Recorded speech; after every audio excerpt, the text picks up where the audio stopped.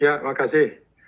Jadi sebelum ke pengalaman saya susahnya mengawinkan anak saya gitu, eh, saya melihat sebetulnya Indonesia ini mengalami kemunduran gitu ya, dari sisi humanisme maupun dalam melaksanakan kehidupan berketuhanan gitu ya.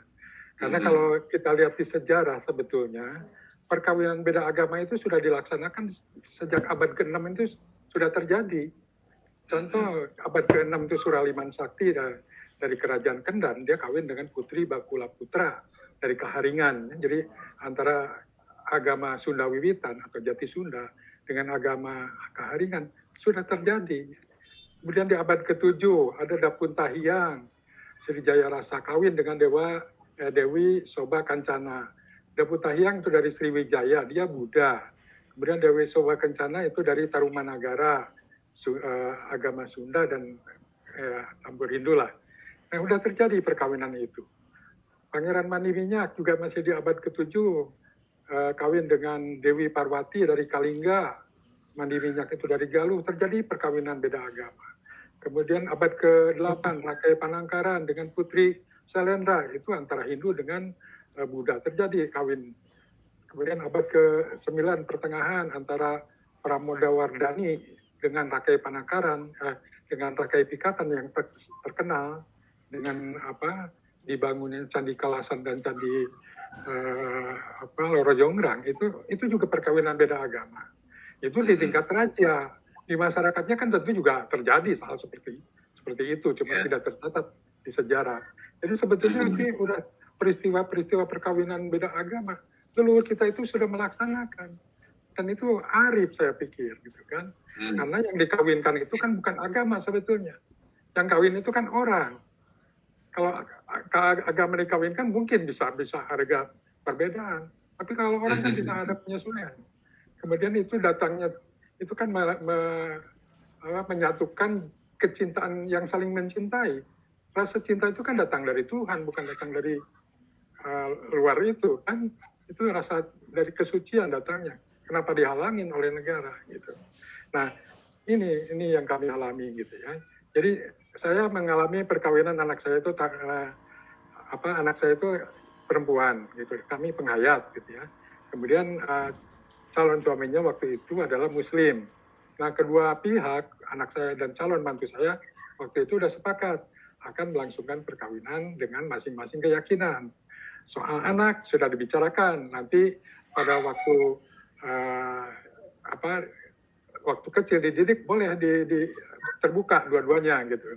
Tapi nanti untuk menentukan agama mana yang akan dipilih, nanti setelah dewasa dipersilakan anak mau milih mana gitu.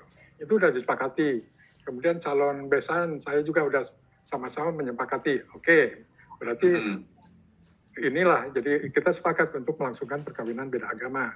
Nah, kemudian saya juga berdasarkan pengalaman, karena keluarga saya juga ada di tahun 2005, itu melangsungkan hampir sama, jadi perempuannya itu penghayat, laki-lakinya itu Muslim, tahun 2005, dan itu berjalan melalui penetapan pengadilan gitu ya, keluar untuk hasil penetapan pengadilan. Kemudian di tahun 2007 juga sama, antara Sarina dengan Dias, itu juga sama, antara penghayat dengan Muslim, dan surat penetapan pengadilan juga keluar dari Pengadilan Negeri Kota Bekasi.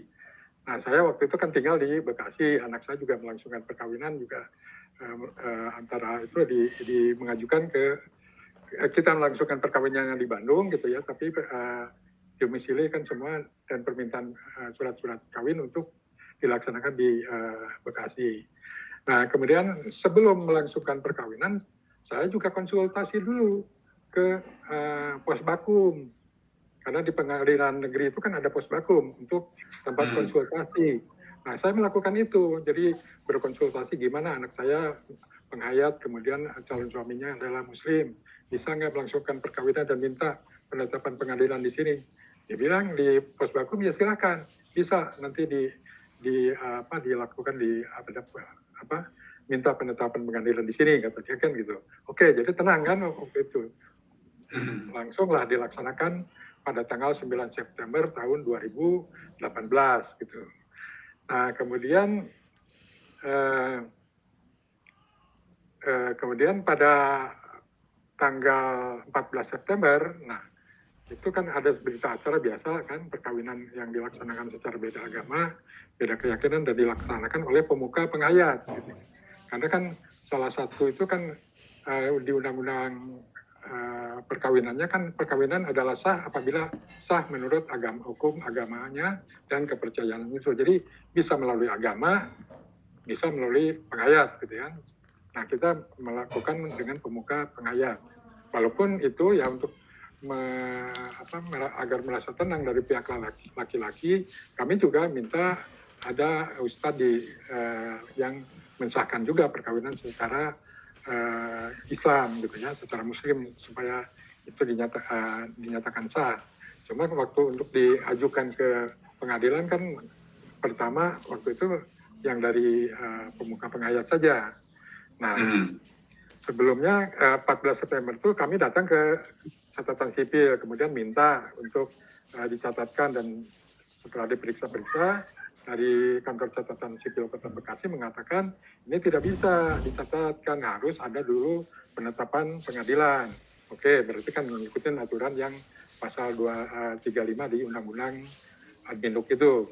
Kemudian kita ajukanlah pada tanggal 24 September 2018 kami mengajukan ke Pengadilan Negeri Kota Bekasi.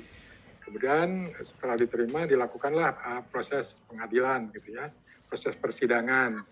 Nah, kemudian tanggal ya kita hanya satu kali sidang kalau nggak salah waktu itu.